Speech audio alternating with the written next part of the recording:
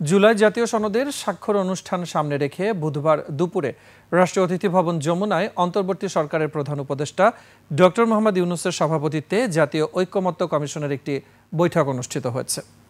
বৈঠকের সিদ্ধান্ত অনুযায়ী এই অনুষ্ঠানের সার্বিক প্রস্তুতি ও অন্যান্য বিষয় নিয়ে সন্ধ্যায় রাজনৈতিক দলগুলোর সঙ্গে অতি জরুরি বৈঠকে বসেছেন প্রধান উপদেষ্টা।